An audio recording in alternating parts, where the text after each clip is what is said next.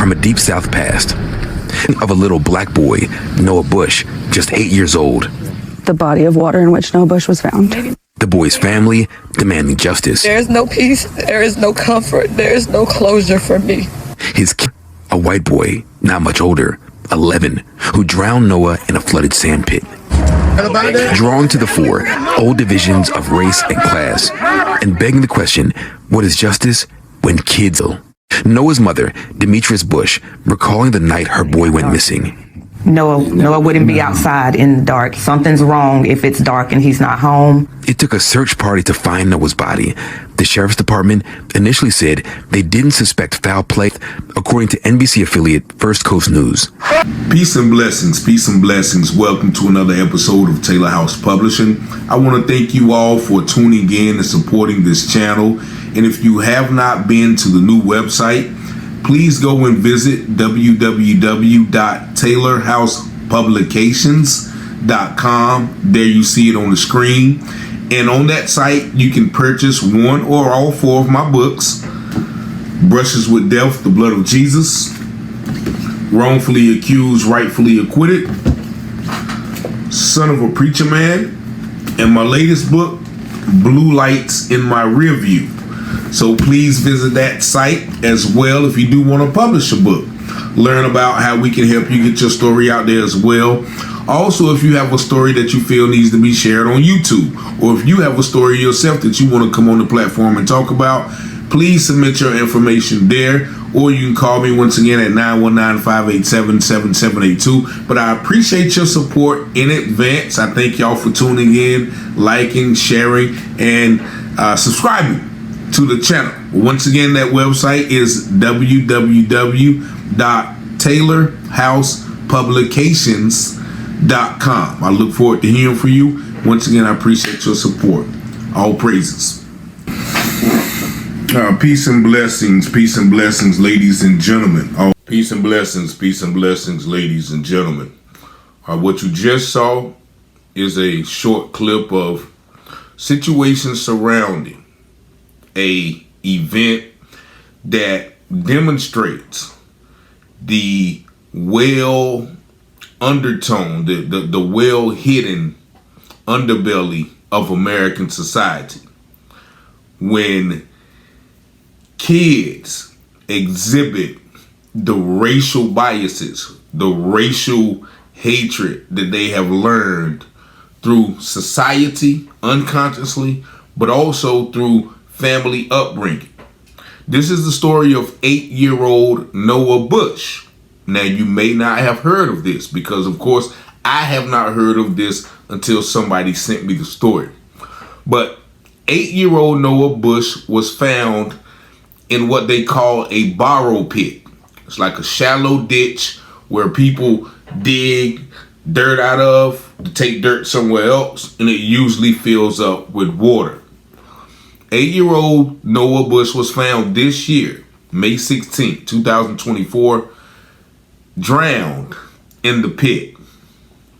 And for 55 days, the parents that you see there, they searched and they mourned and they begged and pleaded for law enforcement to do something. Now, law enforcement originally said that it was an accidental drowning, but after 55 days, now I don't know why they took so long. Probably the same reason why they took so long in the Ahmaud Arbery case, where they knew that, people had did it, but they was going to cover it up. But after 55 days, they finally arrested a 10-year-old and an 11-year-old white boys, for his demise. And they charged them with involuntary manslaughter, concealing the death of a individual, and hiding the death. Some charges, but they did not charge them with the M-word, which they should have charged them with. Because what happened was Noah who had, been, I guess, staying in the area for a few months, went with this kid whom he thought was his friend. Be very careful. Thought with his friend, and they lured him down into that pit with every probably intentions of doing what they did. And when they lured him down to the pit, the older boy, the 11-year-old, pushed him into the pit. Not only did he push 8-year-old Noah into the pit, he held his head underwater until he expired.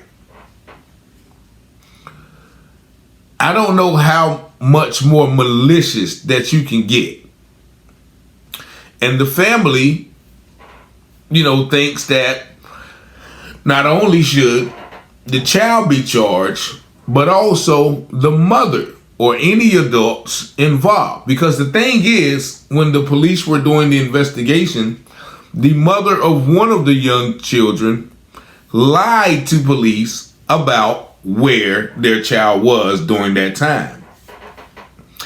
And you have to ask yourself, why would the mother lie unless she knew what her child had done?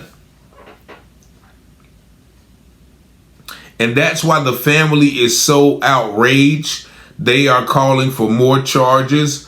They are calling for the arrest of others involved.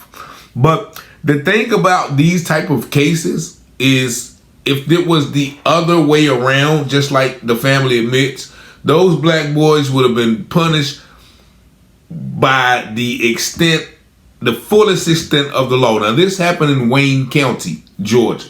Now, I stay in Wayne County, North Carolina. Probably not much difference, basically, when it comes to things like this. However, Wayne County, Georgia is about 75% white, about 20% black. And Jesup, the city where it happened at, is still, they're pretty much on an even keel as far as demographics go.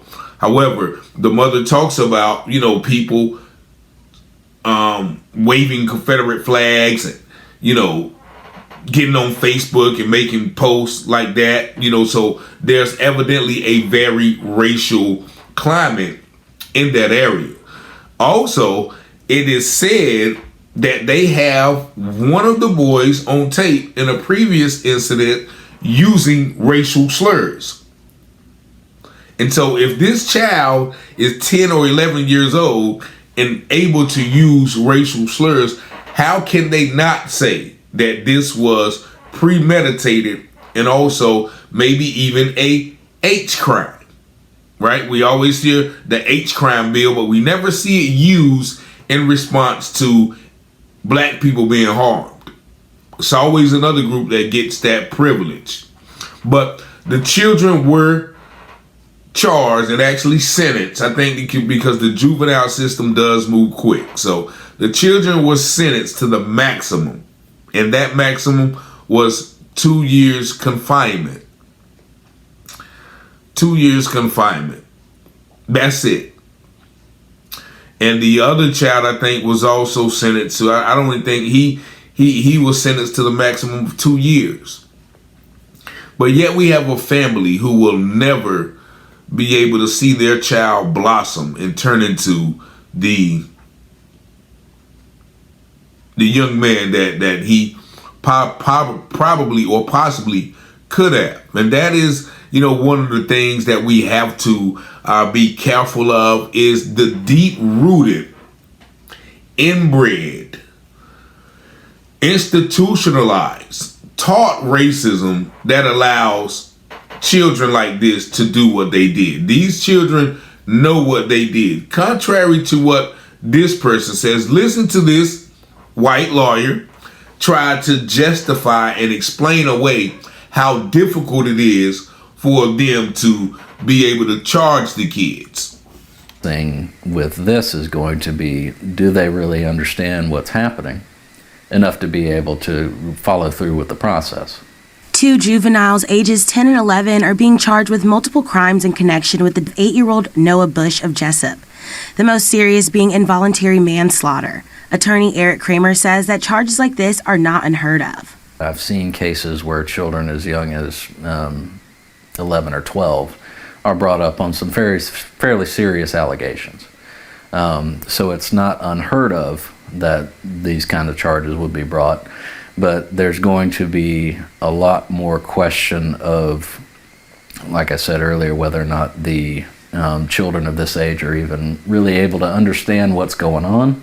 Kramer tells me that proving that the children knew what they were doing is going to be the challenge in this case. His intent isn't necessarily the intent to cause someone's right. In this case, it's the intent to do the act which causes. And so the act of, pushing a child, and, in this case, my understanding is that he was pushed into the deep end of a ditch. That act of itself, the intent of pushing him, even if they didn't have it in their head that we know what's going to happen, is going to be the biggest part of what I think they're going to be dealing with here. So now all of a sudden the question is, well, we don't know if these kids actually know what they were doing. They don't even know what's going on to make it to the court process. Believe me, when you're 10 or 11 years old, you know it's definitely wrong to hold somebody up on the water until they pass. And the explanation of what they're trying to say, we know the intent was, to push them in the water, but was the intent to to cause the death, but was the intent that we're going to have to prove that he intended to push him in the water, but he didn't intend to. I mean, that is what the legal system tries to explain away when it's in this fashion, when it's white on black. But if it was a black kid doing that to a white kid, this is a terrible monster. How could he do that? He should be, what type of animal is he? Right? But when it's two white children, they want to say, well, they don't even know what's going on. He intended to push him, but and so that's what you have to be careful of, this double standard of our perception of justice that we see in America. Just like the video I posted the other day where the white kid bit the black kid. And the person who put it up there, it wasn't nothing racial about it. Like, are you kidding me? Like, how many times have you been in a sporting event and seen somebody bite another person, unless it's like wrestling or fighting or something like that? But just hauling off and biting someone, that is a symbol, that is a sign of, hatred towards somebody, But that's one thing that we have to be aware of. Thinking that this justice system is somehow fair, thinking that these attitudes have somehow disappeared, thinking that these these situations that we see all across the country are just, some isolated phenomenon or some isolated incidents. Now, this is still America. And in 2024 America, we still seeing black men strung up from trees. We're still seeing, little white kids expiring, black kids, so on and so forth. We still see people being unfairly targeted by the police, unfairly punished. All of these things are just signs of the bigger problem of deep instituted racism in this country. And it shows its ugly head when everybody thinks everybody's fine. Now this family has to mourn the demise of young 8-year-old Noah Bush, while other families get to visit a child for 2 years in the juvenile detention center. Pretty sure that he's going to be held in one of the finest facilities there are too. Y'all let me know what y'all think in the comments. 919-587-7782. Peace and blessings. Y'all have a blessed day. From local stories to Wayne County news, get ready to dive into everything happening in North Carolina with Taylor House Publishing. Got a story to share? Shoot us an email at taylorpublishinghouse@gmail.com. If you're looking to publish your book or need some top-notch mentorship, we've got your back. Join the excitement with the one and only Richard Taylor, right here at Taylor House Publishing. Speak with Richard directly at 919-587-7782. Don't forget to smash that like button, hit subscribe, and invite your family and friends to watch. From Wayne County to the Carolina coast, Taylor House brings the news you love most. Tune in on YouTube, don't miss a beat. Local stories that keep you on your feet. Taylor House, we got the scoop. Taylor House Publishing.